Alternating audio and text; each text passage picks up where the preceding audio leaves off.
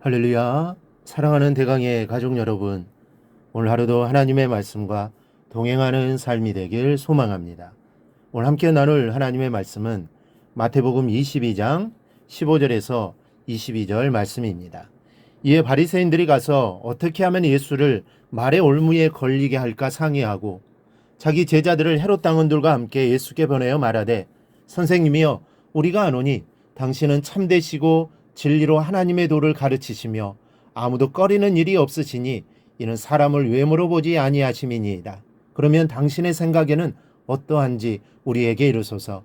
가이사에게 세금을 바치는 것이 옳으니까 옳지 아니하니까 하니, 예수께서 그들의 악함을 아시고 이르시되, 외식하는 자들아, 어찌하여 나를 시험하느냐. 세금 낼 돈을 내게 보이라 하시니 데나리온 하나를 가져왔거늘, 예수께서 말씀하시되, 이 형상과 이 글이 누구의 것이냐. 이르되 가이사의 것이니이다. 이에 이르시되, 그런즉 가이사의 것은 가이사에게, 하나님의 것은 하나님께 바치라 하시니, 그들이 이 말씀을 듣고 놀랍게 여겨 예수를 떠나가니라. 아멘.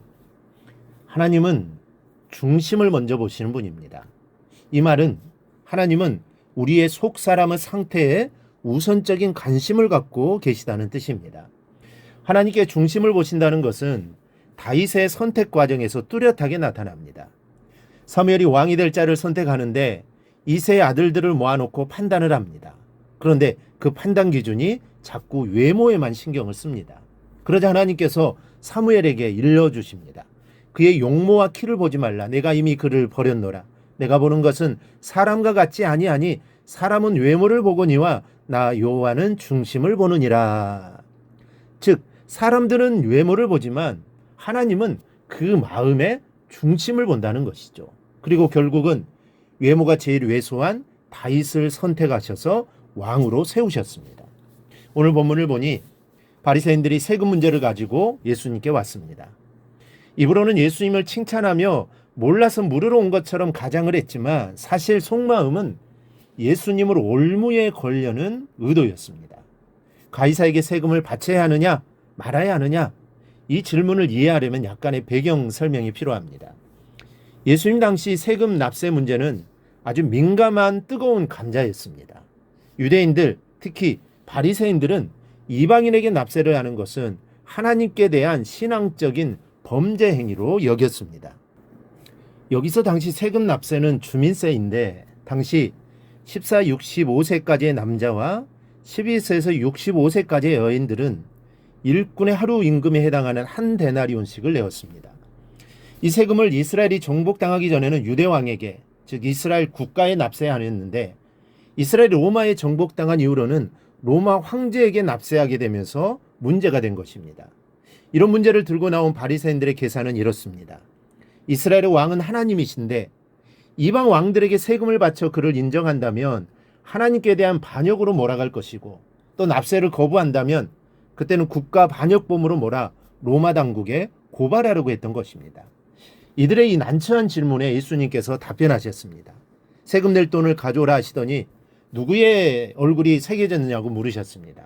그리고 답변하셨습니다. 가이사의 것은 가이사에게, 하나님의 것은 하나님께 바치라. 이 말씀은 너희들이 알아서 하나님의 것인 것 같으면 하나님께, 가이사의 것인 것 같으면 가이사에게 바치라는 뜻이 아닙니다.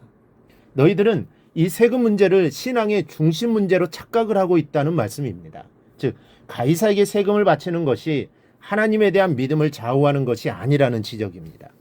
가이사의 형상이 새겨진 가이사의 것을 가이사에게 바치는 그것이 뭐가 그리 중요한 것이냐? 그런 것은 중요한 것이 아니다라는 말씀입니다. 정말 중요한 것은 하나님의 형상이 새겨진 너희 자신을 하나님께 온전히 드리는 것이 먼저 해야 할 중요한 일이라는 말씀입니다.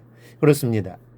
가이사의 형상이 새겨진 세상의 것을 가이사에게 바치든 헤롯에게 바치든 그것은 중요한 것이 아닙니다. 그것은 어디까지나 우리의 중심인 영적인 문제에는 하등의 영향을 주지 못하는 주변 문제이지 중심의 문제는 아닙니다. 중요한 것은 하나님의 형상이 뚜렷하게 새겨진 내 영혼이 누구에게 드려지고 있느냐가 중요합니다. 그렇다면 여러분의 마음은 누구에게 드려지고 있습니까? 당연히 우리가 하나님께 예배를 드리니 하나님께 드려지고 있을 것입니다. 하지만 마음은 다릅니다. 생각이 다른 곳에 있으면 몸이 이곳에 있어도 우리는 하나님께 드려지고 있는 것이 아닙니다.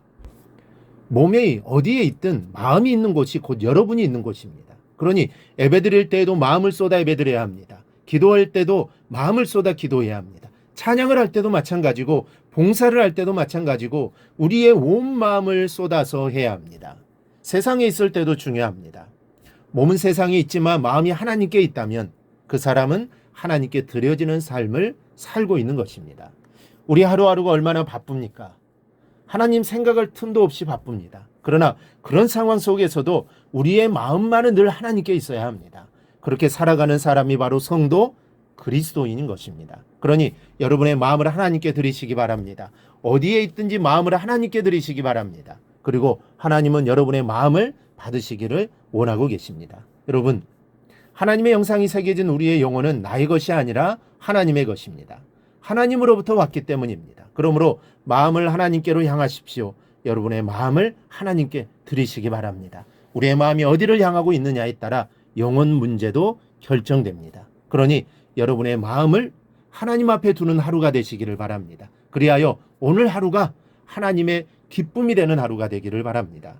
하박국 선지자처럼 하나님 한 분만으로 기뻐하는 하루가 되기를 바랍니다. 그리하여 하나님께 우리의 마음을 드리는 복된 하루가 되기를 주님의 이름으로 축원합니다. 오늘 묵상한 말씀을 굳게 잡고 삶으로 실천하며 살아내는 대강의 모든 성도들이 되기를 축복합니다.